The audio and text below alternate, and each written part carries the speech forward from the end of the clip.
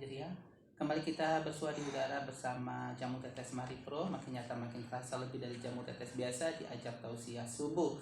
Insya Allah hingga formasi 8 lebih kurang kita akan menghadirkan tausiah di ruang dengar kita semua, tentunya dengan ustaz kita yang tidak asing lagi di ruang dengar kita semua. Langsung kita sapa beliau. Assalamualaikum Ustaz. Waalaikumsalam warahmatullahi wabarakatuh. Sehat Ustaz? Alhamdulillah sehat. Oke, Ustaz tadi mic-nya belum connect, diulang lagi Ustaz. Assalamualaikum Ustaz. Waalaikumsalam warahmatullahi wabarakatuh. Ya mohon maaf Ustaz ya, karena untuk mikrofon kedua ada tombol-tombolnya, terkadang lupa Ustaz ya. Oke, disapa dulu sahabat sehat Mari Pro Ustaz. Ya, assalamualaikum semuanya sahabat sehat Mari Pro dimanapun anda berada. Semoga pagi ini dalam keadaan sehat. Amin. Amin. Apa tema kita pagi ini Ustaz? Perkara yang menyelamatkan. Perkara yang menyelamatkan. Ya. Ya Ustaz. Langsung saja Ustaz. Oke. Bismillah. Assalamualaikum warahmatullahi wabarakatuh. Waalaikumsalam. Alhamdulillahi rabbil alamin. Nahmaduhu wa nasta'inuhu wa nastaghfiruh. Wa na'udzu billahi min shururi anfusina wa min sayyiati a'malina. May yahdihillahu fala mudilla lahu wa may yudlil fala hadiya lahu. Asyhadu an la ilaha illallah wa asyhadu anna Muhammadan abduhu wa rasuluhu sallallahu alaihi wasallam la nabiyya ba'dah. Allahumma fasalli wa sallim wa barik ala Muhammad wa ala alihi wa ashabihi ajma'in. Amma ba'du fa ya ibadallah, usikum wa iyaya bitaqwallah faqad fazal muttaqun. Ittaqullah haqqa tuqatih wa la tamutunna illa wa antum muslimun. Kaum muslimin sahabatku dimanapun anda berada, segala puji dan syukur kita persembahkan kepada Allah Subhanahu wa Ta'ala, yang mana pada saat ini Allah kembali izinkan kita untuk hidup. Allah berikan segala rahmatnya, Allah limpahkan segala bentuk apa yang kita butuhkan di dalam kehidupan. Banyak mungkin nikmat Allah yang telah kita pakai, yang telah kita gunakan dalam kehidupan. Namun kadang-kadang kita lupa bahwasanya semuanya Allah berikan kepada kita dan lupa bersyukur kepada Allah Subhanahu wa Ta'ala. Banyak mungkin saudara kita yang pada saat ini tidak sempat mencicipi suatu nikmat yang nikmat itu kita rasakan dalam kehidupan kita. Apa contohnya mungkin? Kadang-kala kita saat ini merasakan nikmat sehat, sementara mungkin ada orang lain yang saat ini dalam keadaan sakit, yang mungkin saat ini kita menikmati nikmat hidup, yang mungkin sanak famili kita yang pada saat ini mungkin dalam keadaan telah meninggalkan dunia, yang mungkin pada saat ini kita menikmati suatu nikmat kekayaan, sementara banyak mungkin saudara kita di sana yang mengalami kehidupan dalam keadaan miskin. Maka oleh sebab itu sebetulnya tugas kita sebagai manusia, sebagai hamba Allah yang beriman kepada Allah Subhanahu wa Ta'ala, maka pandailah mempergunakan segala bentuk nikmat Allah sesuai dengan kehendak Allah Subhanahu wa Ta'ala. Gunakan semuanya untuk jalan Allah. Diberikan kehidupan, gunakan hidup untuk Allah. Diberikan kesehatan, gunakan sehat untuk beribadah. Diberikan kekayaan, gunakan untuk bersedekah. Diberikan jabatan, gunakan untuk melindungi orang yang membutuhkan perlindungan. Kaum muslimin sahabatku dimanapun Anda berada, salawat dan salam dengan ucapan Allahumma sholli ala Muhammad kita hadiahkan untuk Rasulullah SAW, yang mana beliau adalah panutan dalam kehidupan, contoh suri tauladan, manusia pilihan Allah Subhanahu wa Ta'ala yang pantas dan patut kita contoh dalam kehidupan. Segala perkataan Rasulullah, segala amaliyah beliau, ibadah beliau pantas dan patut untuk kita contoh. Ketika kita mengikuti segala apa yang beliau tinggalkan dalam kehidupan kita, baik itu berupa Al-Quran dan sunnahnya, maka Rasulullah mengatakan lan tadillu abada, tidak akan pernah kalian sesat selama-lamanya, kata Rasul, selagi kita jadikan dua pusaka yang beliau tinggalkan kepada kita. Kita jadikan suatu pedoman dalam kehidupan, petunjuk dan acuan dalam kehidupan, maka Rasul jamin tidak akan pernah sesat buat selama-lamanya, baik dalam menempuh kehidupan dunia ataupun dalam menempuh kehidupan akhirat kelak. Kaum muslimin sahabatku dimanapun Anda berada, kita manusia, apalagi orang yang beriman kepada Allah Subhanahu wa Ta'ala, yang mengakui Allah sebagai Tuhan kita, Nabi Muhammad SAW sebagai Rasul kita, tentulah yang namanya umat Islam pasti ingin selamat dalam menjalani kehidupan, baik itu kehidupan dunia ataupun kehidupan akhirat. Semuanya, baik orang yang beriman itu dalam keadaan miskin, baik orang yang beriman itu dalam keadaan kaya, baik orang yang beriman itu mempunyai suatu jabatan, baik orang yang beriman itu hanyalah manusia biasa saja, semuanya ingin selamat. Kadang-kala manusia yang suka membuat kemungkaran pun ingin selamat kehidupannya. Begitulah manusia. Islam didatangkan oleh Allah Subhanahu wa Ta'ala melalui Rasulullah SAW yang diutus ke atas dunia, memberikan keselamatan kepada manusia, mengeluarkan manusia dari alam kegelapan hingga ke alam yang bercahaya, mengeluarkan manusia dari alam kemusyrikan ke alam yang bertauhid, mengeluarkan manusia dari alam yang bejat, dari alam yang mungkar ke alam yang berakhlak. Itulah Rasulullah, tujuan diutus ke atas dunia. Makanya Rasulullah, tidaklah aku diutus ke atas dunia kecuali untuk memperbaiki akhlak manusia. Setelah Rasulullah memperbaiki akhlak manusia, tentulah segala ajaran Rasulullah, agama Islam menyelamatkan manusia. Baik dari segi agamanya, Islam menyelamatkan. Dari segi akhlaknya, Islam menyelamatkan. Dari segi ekonomi, Islam menyelamatkan. Dari segi pendidikan, Islam menyelamatkan. Dari segala bentuk segi kehidupan, Islam memberikan suatu keselamatan. Tergantung kita sebetulnya. Orang-orang yang beriman kepada Allah, umat Nabi Muhammad SAW,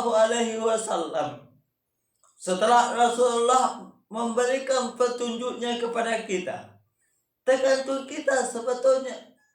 Apakah umat Nabi Muhammad SAW itu ingin selamat atau tidak? Kalau ingin selamat, maka ikutilah Rasulullah Sallallahu Alaihi Wasallam. Taatlah kepada perintah Allah Subhanahu Wa Taala.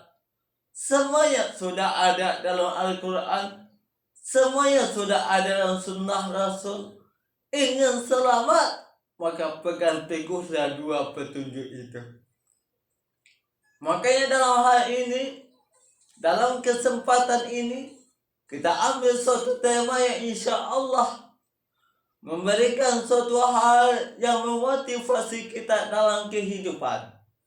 Kalau seandainya kita ingin dan betul-betul ingin selamat dalam kehidupan dunia sampai kepada kehidupan akhirat, tentulah mesti kita ketahui apa saja contoh-contoh perkara atau hal yang menyelamatkan kehidupan kita. Makanya tema yang kita angkat pada saat ini adalah perkara yang menyelamatkan. Kaum muslimin sahabatku, dimanapun Anda berada, kalau seandainya kita ingin mendapatkan sesuatu, tentulah kita tahu apa yang hendak kita lakukan untuk mendapatkan sesuatu itu. Kalau kita ingin mendapatkan uang misalnya, tentulah kita berusaha bekerja, apa saja pekerjaan yang bisa menghasilkan uang. Kalau kita ingin pintar, tentulah kita berusaha melakukan sesuatu hal yang membuat kita menjadi cerdas. Kalau kita ingin menjadi suatu pejabat, tentulah kita melakukan suatu hal yang membuat kita mendapatkan suatu jabatan. Begitu juga dengan hal yang menyelamatkan. Kalau kita ingin selamat, tentu tahu apa saja yang membuat atau yang menyelamatkan kita dalam kehidupan kita. Kaum muslimin sahabatku dimanapun Anda berada, maka perkara-perkara yang seperti ini tentulah kita mesti tahu dan mesti kita miliki dan kita jalankan dalam kehidupan.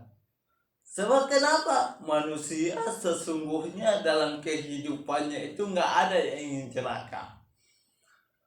Jangankan orang yang beriman kepada Allah, orang yang musyrik saja sesungguhnya mereka ingin selamat.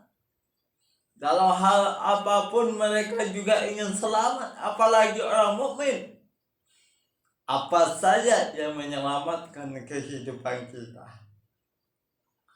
Di antara yang menyelamatkan kehidupan kita adalah yang pertama, tak lain dan tak bukan adalah takwa kepada Allah. Baik itu secara sembunyi-sembunyi ataupun dengan terang-terangan. Ini bertakwa, takut kepada Allah dimanapun kita berada, dalam kondisi apapun kita berada, dan kapanpun kita berada. Itu adalah salah satu yang menyelamatkan kehidupan kita. Makanya kalau kita ingin selamat dalam kehidupan, takwa kepada Allah, takut kepada Allah. Bukankah Allah juga pesan kepada kita masalah takwa ini? Dalam surah Al-Imran ayat 102, Allah berpesan kepada kita, Ya ayyuhallazina amanu taqullaha haqqa tuqatih wa la tamutunna illa wa antum muslimun. Wahai orang-orang yang beriman, kata Allah, bertakwalah kalian kepada Allah dengan sebetul-betulnya bertakwa kepada Allah. Wala tamutunna illa wa antum muslimun. Jangan engkau meninggalkan kehidupan dunia kecuali engkau telah berada dalam keadaan muslim yang sempurna. Ini pesan Allah kepada kita. Takut kepada Allah dimanapun dan kapanpun kita berada. Teringat dengan sebuah kisah yang membuat kita terinspirasi dalam kehidupan. seorang anak, seorang pelajar, suatu ketika mereka diperintahkan oleh gurunya. Apa yang diperintahkan oleh gurunya? Wahai muridku, besok engkau membawa satu ekor ayam. Diperintahkan oleh gurunya kepada muridnya, wahai muridku, besok kalian satu orang itu membawa satu ekor ayam. Setelah keesokan harinya, semua murid itu membawa seekor ayam. Setelah pagi datang, lalu jam masuk, telah datang, seluruh siswa itu masuk ke dalam kelasnya. Setelah gurunya masuk, apa kata gurunya bertanya kepada muridnya? Wahai muridku, ya, apakah kalian melakukan apa yang aku perintahkan kemarin? Membawa seekor ayam masing-masing kalian? Lalu muridnya itu semuanya mengatakan, ya guruku, kami membawa seekor ayam masing-masing. Setelah gurunya melihat semua muridnya membawa seekor ayam, lalu gurunya memerintahkan kepada muridnya, wahai muridku, saat ini engkau menyembelih ayam itu, tapi dengan syarat tidak ada yang melihat satu orang pun. Gak ada yang melihat apapun. Siapapun gak ada yang melihat kecuali engkau, kata gurunya. Boleh kalian pergi kemanapun, asalkan engkau menganggap gak ada yang melihat engkau menyembelih ayam itu kecuali engkau. Lalu ada muridnya yang pergi ke bawah batu, ada muridnya yang pergi ke dalam gua, ada muridnya yang pergi ke dalam rumah tua, ada yang di sebalik semak-semak belukar. Ya artinya mereka menganggap tempat itu gak ada orang yang melihat. Setelah beberapa lama kemudian, seluruh ayam itu telah disembelihnya. Lalu kembali ke lokalnya, kembali ke kelasnya. Lalu apa yang terjadi? Lalu gurunya mengatakan kepada siswanya, sekarang tolong kalian perlihatkan ayam yang telah kalian potong tadi, yang telah kalian sembelih tadi, kata gurunya kepada muridnya. Lalu semua murid mengangkat ayamnya dalam keadaan telah tersembelih. Namun ada satu siswa yang tidak menyembelih ayam itu. Ada satu siswa yang tidak memotong ayam itu. Lalu bertanya gurunya kepada muridnya, wahai muridku, kenapa engkau tidak memotong, tidak menyembelih ayam seperti yang disembelih oleh teman-temanmu? Lalu apa kata murid yang satu ini? Wahai guruku, bukankah engkau berpesan kepadaku bahwasanya engkau pesan kepada kami tadi, tolong kalian sembelih ayam itu, kalian potong ayam itu dengan catatan nggak ada satupun yang melihat. Saya sudah coba, wahai guruku. Saya sudah pergi ke bawah batu-batu, ternyata ada yang melihat.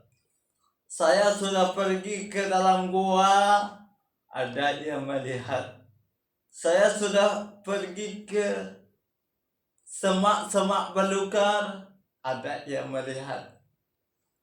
Saya telah bersembunyi di sebalik batang pohon yang begitu besar, ada yang melihat.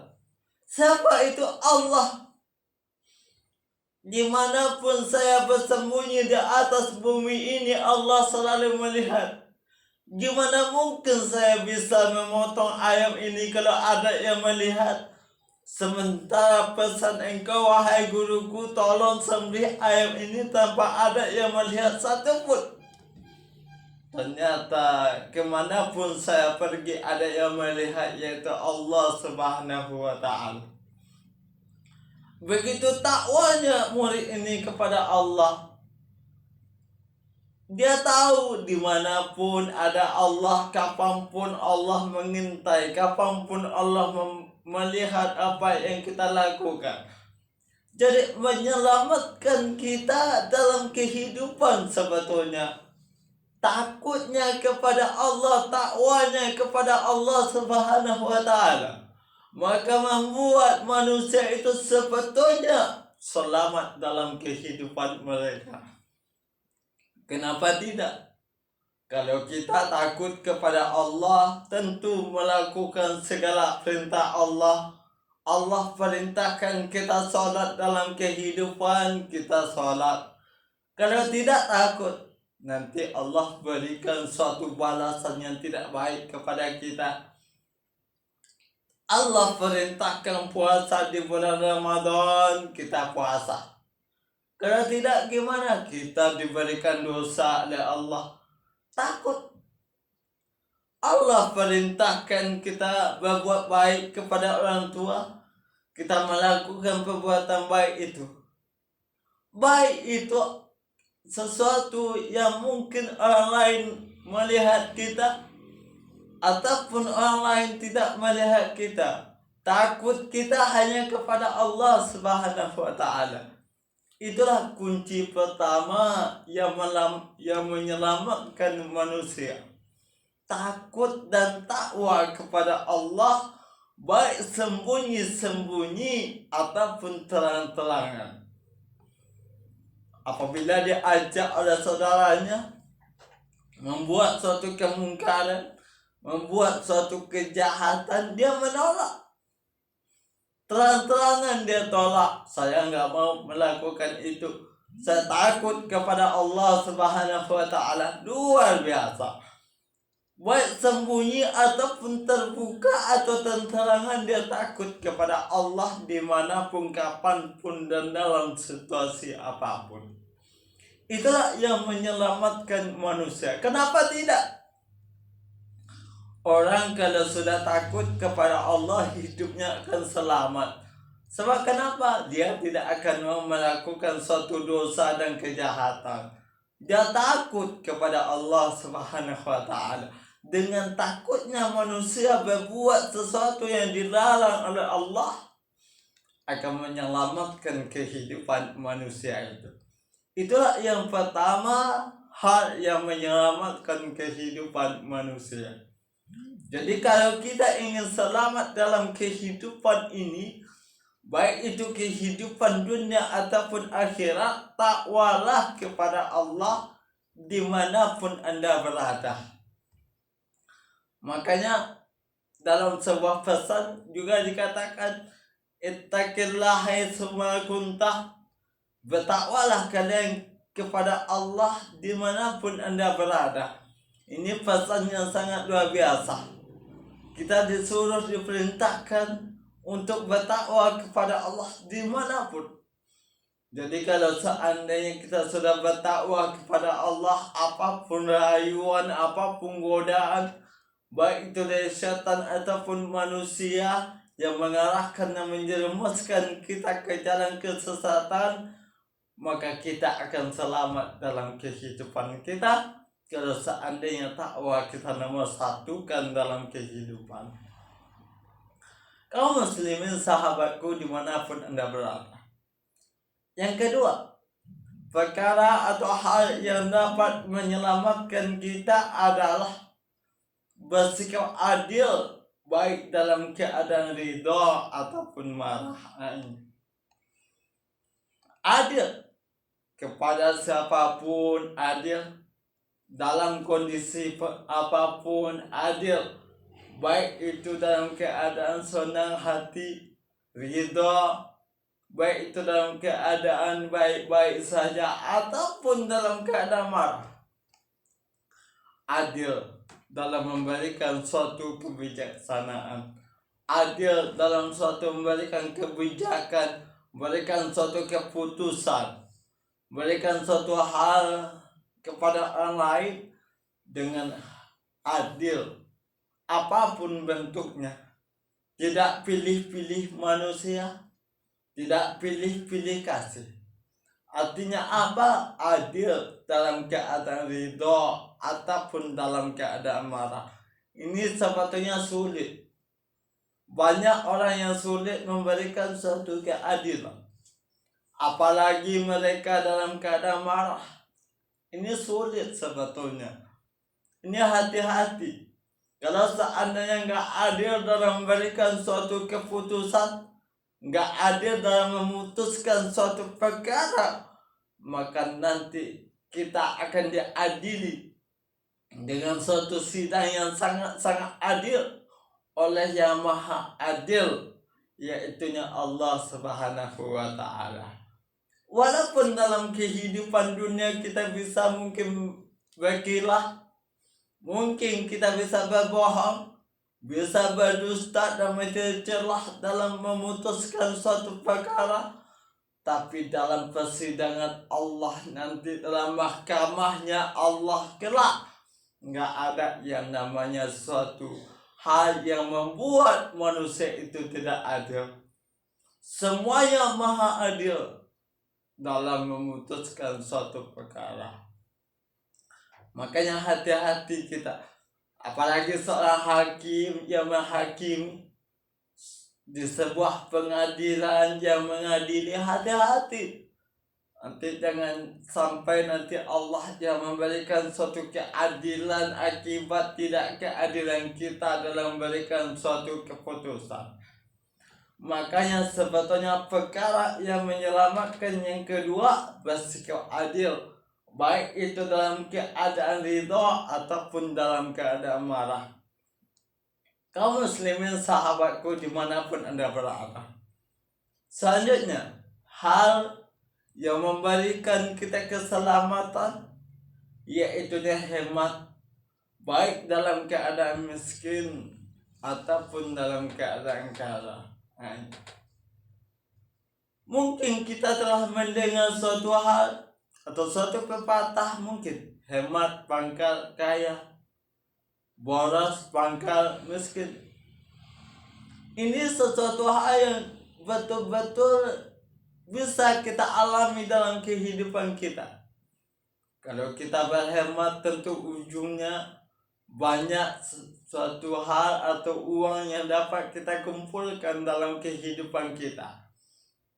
Semakin banyak uang yang kita kumpulkan dalam kehidupan, tentulah membuat kita semakin kaya.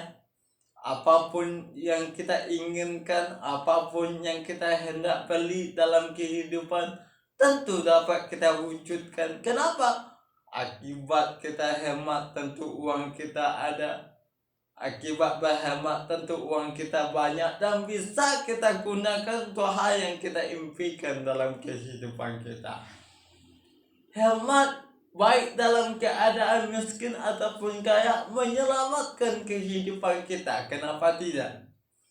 Kalau seandainya kita hemat, tentu orang umumnya yang hemat itu punya tabungan mereka. Mungkin dalam suatu ketika kehidupan mereka berada pada kondisi yang di bawah, atau kondisi yang susah, atau kondisi yang rumit mungkin. Karena kita hemat dalam kehidupan kita, tentu ada tabungan yang menyelamatkan. Mungkin anak kita mau kuliah atau anak kita mau sekolah. Ini penting untuk diselamatkan. Generasi penerus kita, anak cucu kita, mesti kita selamatkan dalam kehidupan kita. Untuk apa kita selamatkan? Agar mereka pun dapat menyelamatkan kehidupan kita kelak. Nah, untuk menyelamatkan masa depan anak kita, termasuk menyelamatkan kehidupan kita, mesti hemat dalam kehidupan. Kalau seandainya hemat boros, gimana mau menyelamatkan kehidupan? Ekonomi pun kalau kita ingin selamat, mesti hemat. Nah, itulah di antara mungkin yang menyelamatkan kehidupan manusia.